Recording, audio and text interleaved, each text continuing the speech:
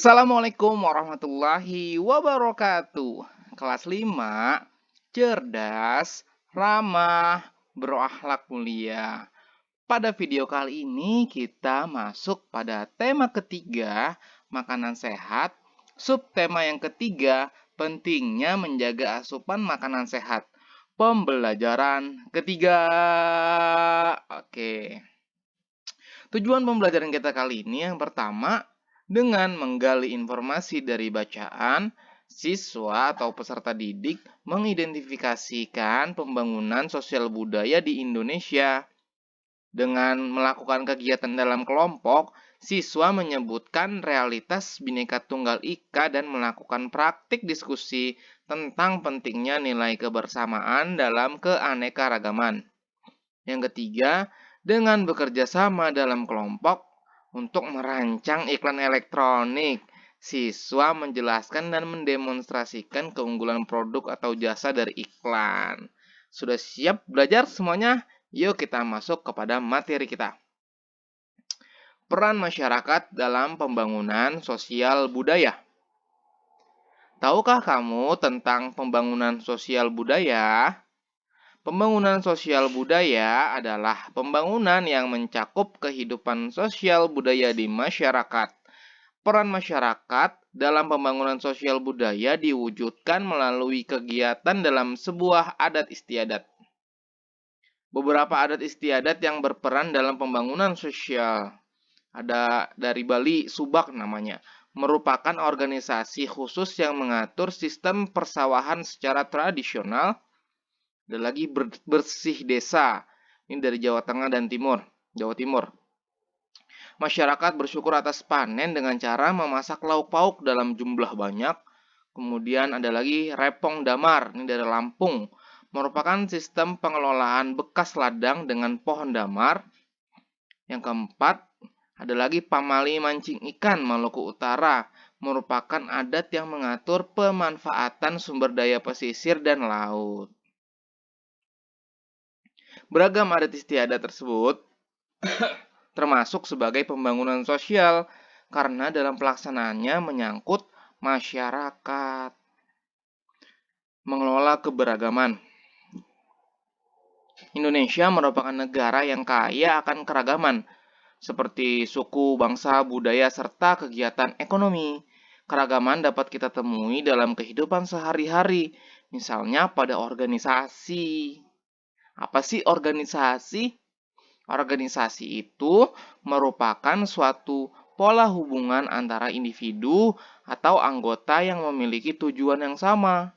Tujuan ini menjadi pemersatu anggota karena dilaksanakan dengan semangat kebersamaan. Contohnya daripada organisasi yaitu P3A. Apa tuh P3A? Adalah Perkumpulan Petani Pemakai Air atau yang dikenal dengan P3A. Setiap desa yang memiliki areal irigasi dianjurkan membentuk organisasi P3A.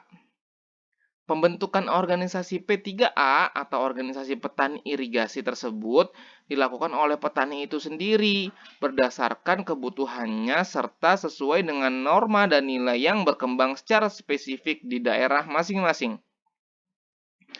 Organisasi petani irigasi P3A tidak tergantung pada pihak luar, berkembang secara perlahan dan bertahap, dan berusaha untuk membiayai diri sendiri sesuai dengan kemampuan para anggotanya.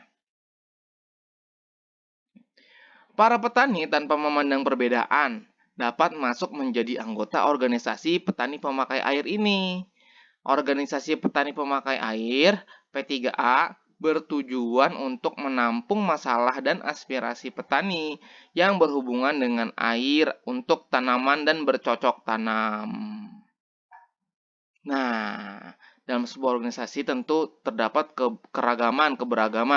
Bagaimana sih sikap kita dalam menjaga keberagaman? Yang pertama, kita mesti menyadari bahwa keberagaman adalah hal yang biasa dalam kehidupan. Terus yang kedua, kita kembangkan sikap toleransi. Yang ketiga, mempelajari kebudayaan yang ada di Indonesia. Yang keempat, menjadikan keberagaman sebagai kebanggaan. Yang kelima, memanfaatkan keberagaman untuk bekerja sama. Ya, kita masuk ya pada pembahasan kerangka naskah iklan. Untuk mengajak masyarakat dalam keberagaman, kita bisa membuat iklan tentang keberagaman. Sebelum membuat iklan, kita harus bisa dulu menyusun kerangka naskah terlebih dahulu. Cara menyusun kerangka naskah dalam iklan. Yang pertama, kita tentukan temanya apa dan judul iklannya apa. Kemudian kita tentukan tokohnya, bagaimana, pakai nama kah, atau karakter tokohnya seperti apa, dan tentukan latar iklannya juga. Lanjut, menentukan alur cerita iklan. Kira-kira ringkasan saja, ringkasan daripada iklan. Jadi si ini ngomong begini, menjelaskan ini, terus ada kegiatan apa, dan lain sebagainya. Kemudian dibuat deh rancangan naskah iklannya. Habis itu, membuat gambaran urutan adegan iklan. Bisa sih digambar gitu, dibikin kotak-kotak gambar kayak gambar bercerita gitu. Harus tulis deh dialog-dialog yang efektif pada iklan tersebut. Nah, masuk ke tantangan belajar kita ya. Yang pertama, cari tahu satu contoh organisasi yang merupakan perwujudan dari pembangunan sosial budaya di daerahmu. Kira-kira di sekitar rumahmu ada organisasi khusus nggak yang sebagai perwujudan dari pembangunan sosial budaya? Boleh dong Pak Guru minta kamu jelaskan secara singkat sejarah organisasi tersebut. Apa sih manfaat yang diberikan untuk para anggotanya? Terus kamu dapat cari tahu ya hal ini di internet, koran, atau nanya ke orang tua atau teman. Oke, satu organisasi ya. Secara singkat aja sejarahnya dan manfaat organisasi itu untuk anggotanya itu apa sih? Ya.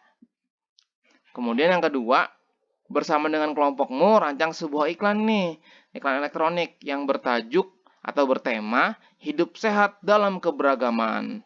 Tentukan judul, tokoh, latar, dan alur cerita iklan. Nanti kamu jawab di kolom komentar ya.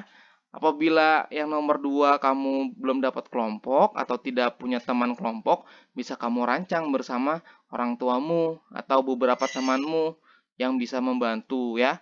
Hanya tentukan judul, tokohnya, latar ceritanya, latar iklannya, sama alur ceritanya. Ya, belum sampai bikin dialog atau naskah si iklannya ya. Baru judul, tokoh, latar, dan alur cerita. 2 tantangan belajar ini bisa kamu jawab di kolom komentar. Terima kasih telah menyaksikan video ini. Semoga bermanfaat materinya. Kelas 5, cerdas, ramah, berakhlak mulia. Wassalamualaikum warahmatullahi wabarakatuh.